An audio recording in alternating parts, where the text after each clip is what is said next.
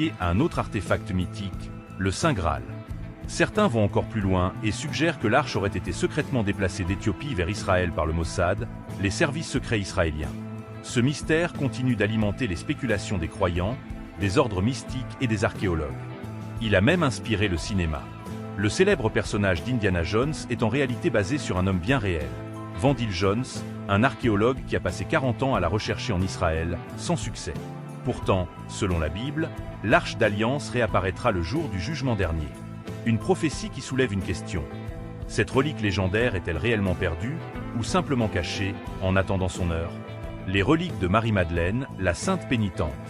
En 1191, l'évêque de Lincoln visita l'abbaye de Fécamp, en Normandie. Il y découvrit les restes de Marie-Madeleine. Pris d'une dévotion excessive, il tenta de voler une partie de la relique, en mordant 2 doigts du squelette.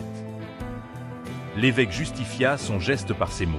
« Si, il y a peu, j'ai touché le corps sacré du Seigneur malgré mon indignité, pourquoi ne pourrais-je pas faire de même avec les ossements des saints ?»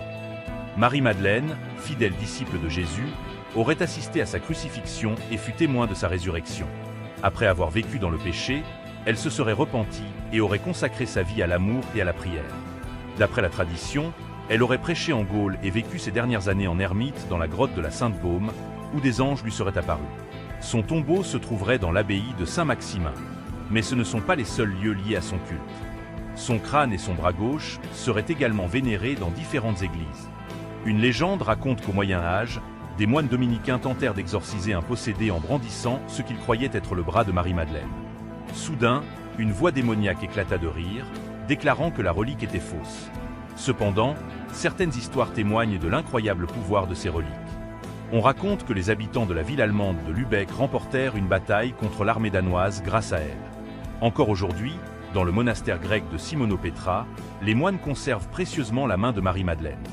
Ils affirment qu'elle aurait stoppé une invasion de criquets et empêché un immense incendie de ravager leur monastère en 1945. Ce jour-là, alors que le feu menaçait, ils aspergèrent les flammes d'eau bénite et touchèrent le bras de la sainte. Et le brasier s'éteignit aussitôt. La dent de Bouddha, une relique qui grandit?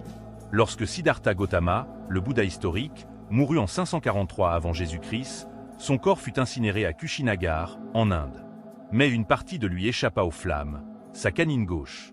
On raconte que cette dent aurait des pouvoirs de guérison et qu'elle conférerait un droit divin au souverain qui la possède. Plusieurs lieux à travers le monde prétendent la détenir. À Singapour, le temple de la dent de Bouddha renfermerait une relique découverte en 1980 parmi les ruines d'un sanctuaire en Birmanie.